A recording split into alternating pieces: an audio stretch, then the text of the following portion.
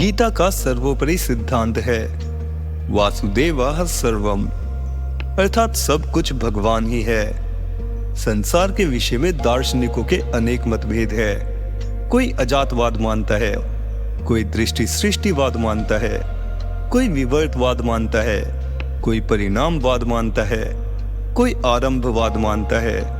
पर गीता कोई वाद न मानकर वासुदेवः सर्वम को ही मुख्य मानती है।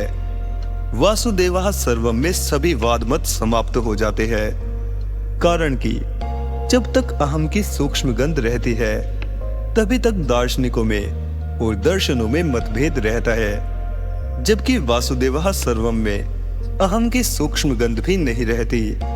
इसीलिए महात्मा तो सभी दार्शनिक हो सकते हैं, पर वासुदेवः सर्वम का अनुभव करने वाला महात्मा अत्यंत दुर्लभ होता है। भगवान कहते हैं, बहुत जन्मों के अंत में अर्थात मनुष्य जन्म में सब कुछ वासुदेव ही है। ऐसा जो ज्ञानवान मेरे शरण होता है वह महात्मा अत्यंत दुर्लभ है। कर्म योगी, ज्ञान योगी, ध्यान योगी, लय योगी, हठ योगी, राजयोगी, मंत्र योगी, अनासक्त योगी आदि कई तरह के योगी है जो अपने योग में सिद्ध हो गए हैं, पर उनको भगवान ने दुर्लभ नहीं बताया है। प्रत्युत सब कुछ वासुदेव ही है। इसका अनुभव करने वाले महात्मा को ही दुर्लभ बताया है। परंतु अपने लिए भगवान कहते हैं, हे पार्थ, अनन्य चित्त वाला जो मनुष्य मेरा नित्य निरंतर स्मरण करता है उस नित्य युक्त योगी के लिए मैं सुलभ हूँ।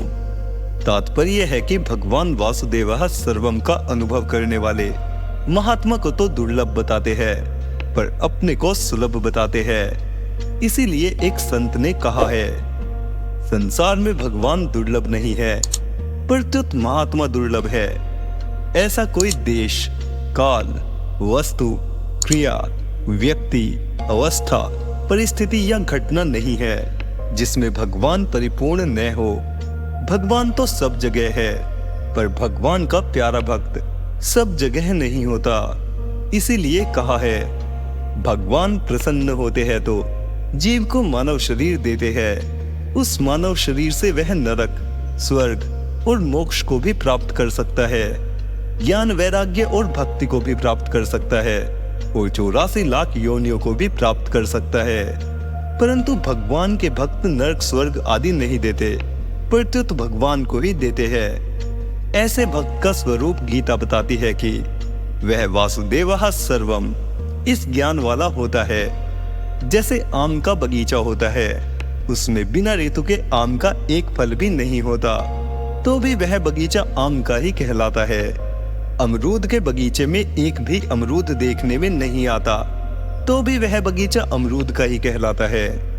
गेहूं की खेती में एक दाना भी गेहूं का नहीं मिलता, तो भी वह खेती गेहूं की ही कहलाती है। कारण यह है कि पहले आम के बीज बोए गए, फिर उनमें वृक्ष हुए और अंत में उनमें आम के फल आएंगे। इसीलिए बीच में भी वह आम ही कहलाता है। आरंभ में अमरूद के बीज बोए गए और अंत में भी वृक्षों पर अमरूद के फल ही आएंगे। इसीलिए बीच में भी वह अमरूद कहलाता है।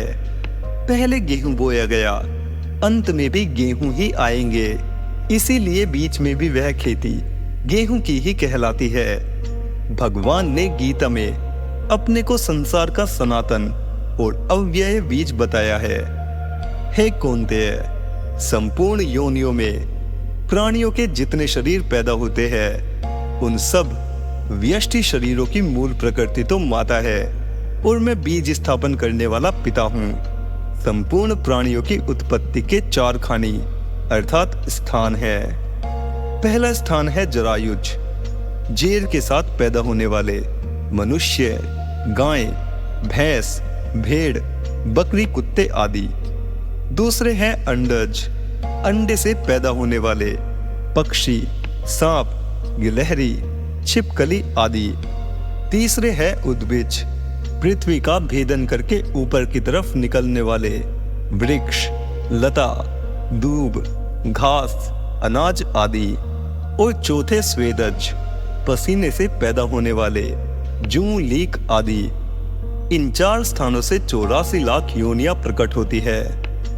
इन योनियों में 2 तरह के जीव होते हैं, स्थावर और जंगम।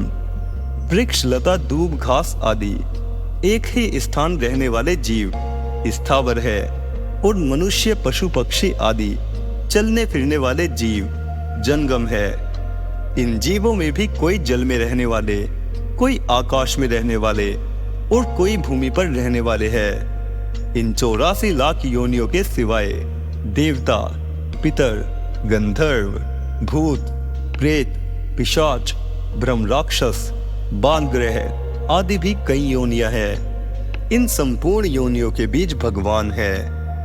हे अर्जुन, संपूर्ण प्राणियों का जो बीज है वह बीज मैं ही हूँ, कारण कि मेरे बिना कोई भी चर अचर प्राणी नहीं है, अर्थात चर अचर सब कुछ मैं ही हूँ। यही भगवान नारायण अनेक अवतारों के अव्यय बीज है। इनके छोटे से छोटे अंश से देवता, पशु, पक्षी और मनुष्य आदि योनियों की सृष्टि होती है। अनंत ब्रह्मांडों में अनंत जीव है, पर सभी का एक ही बीज है।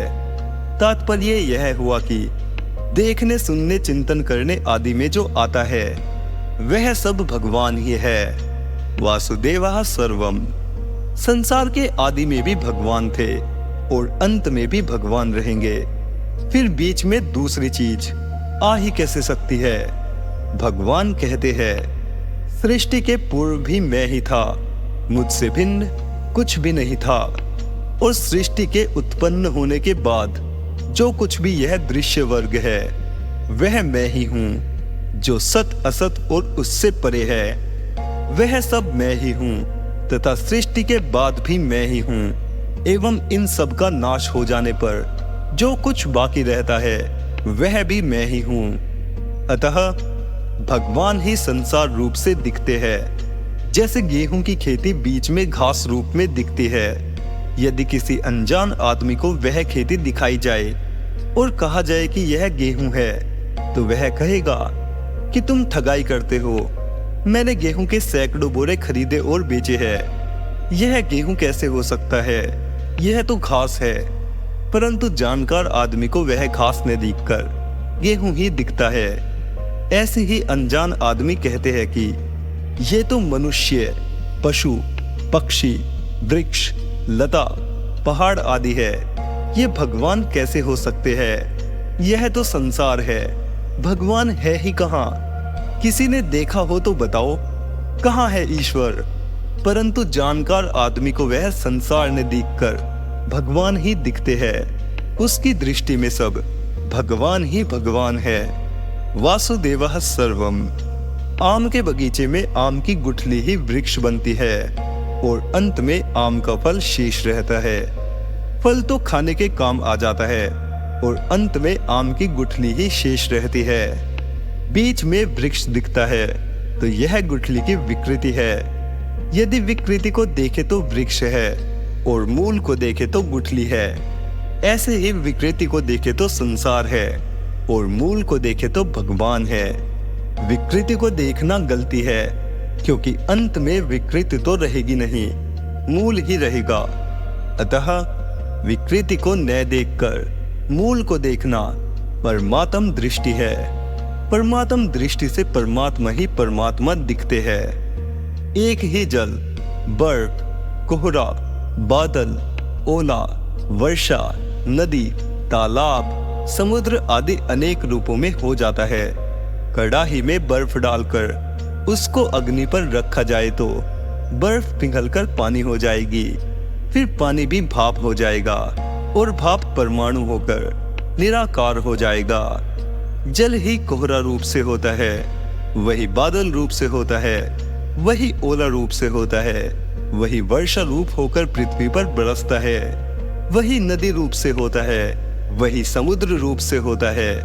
अनेक रूप से होने पर भी तत्व से जल एक ही रहता है। ऐसे ही भगवान अनेक रूप से बन जाते हैं। जैसे जल ठंडक से जमकर बर्फ हो जाता है और गर्मी से पिघलकर और भाप बनकर परमाणु हो जाता है, ऐसे ही अज्ञान रूपी ठंडक जाड़े से भगवान स्थूल संसार रूप से हो जाते हैं और ज्ञान रूपी अग्नि से सूक्ष्म होकर वासुदेवः सर्वम रूप से हो जाते हैं। जल चाहे बर्फ रूप से दिखे या भाप बादल आदि रूपों से दिखे, है वह जल ही, जल के सिवाय कुछ नहीं है।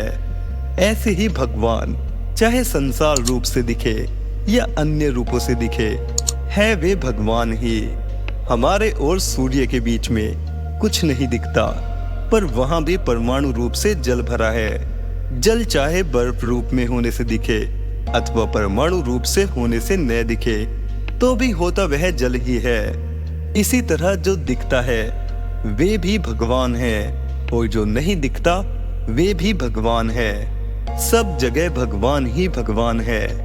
जैसे हमें हरिद्वार याद आता है तो मन में हरि की पौड़ी दिखती है, उसमें लोग स्नान करते हुए दिखते हैं, गंगा जी बहती हुई दिखती है, गंगा जी में मछली दिखती है, आदि आदि।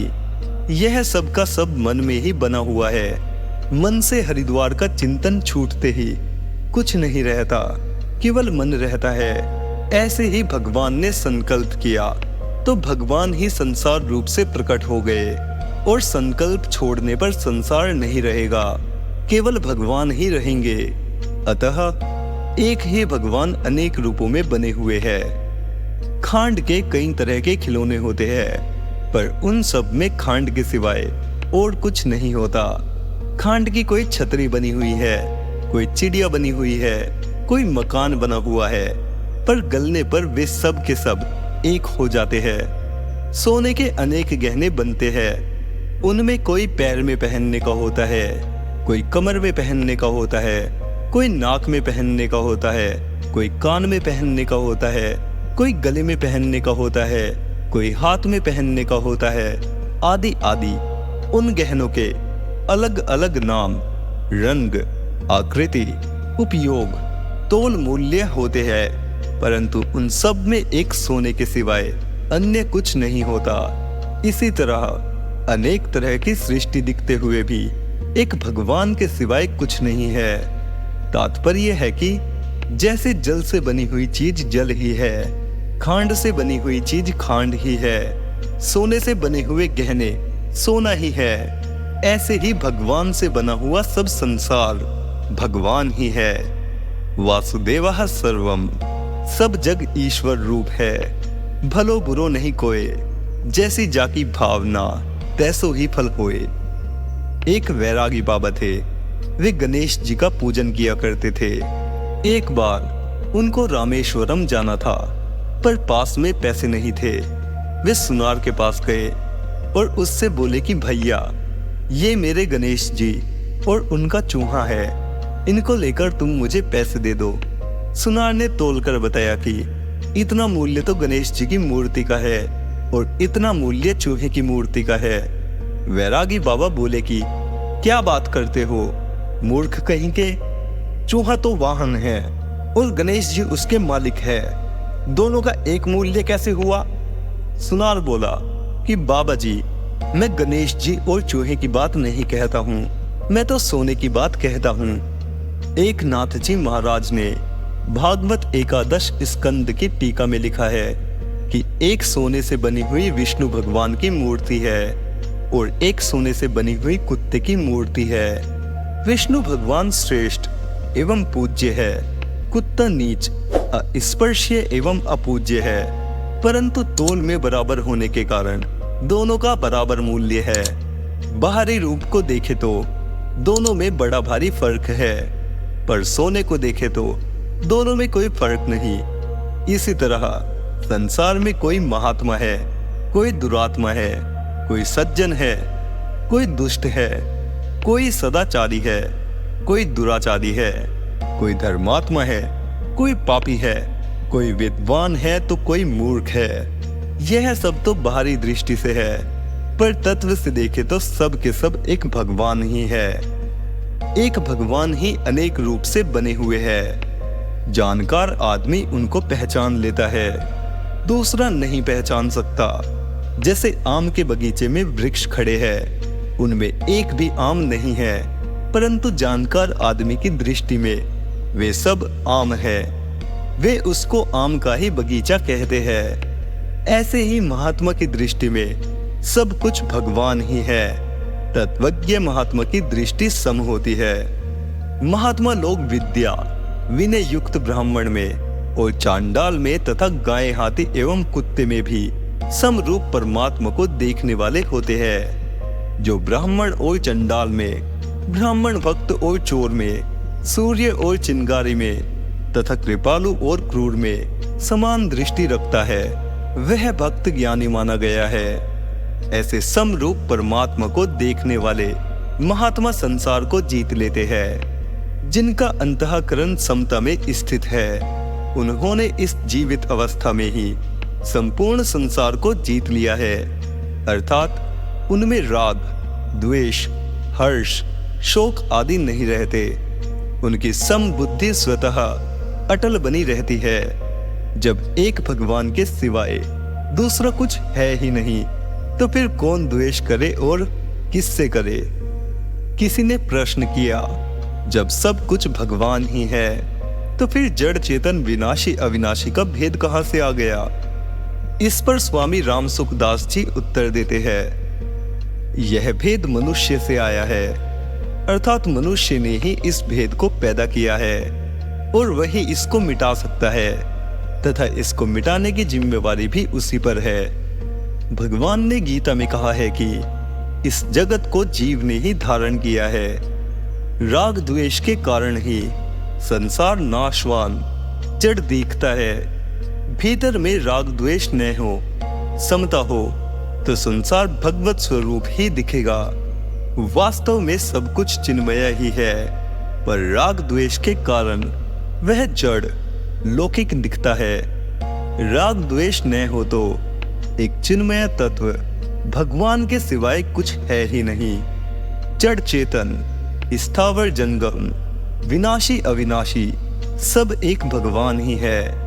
भेद केवल राग द्वेष के कारण है।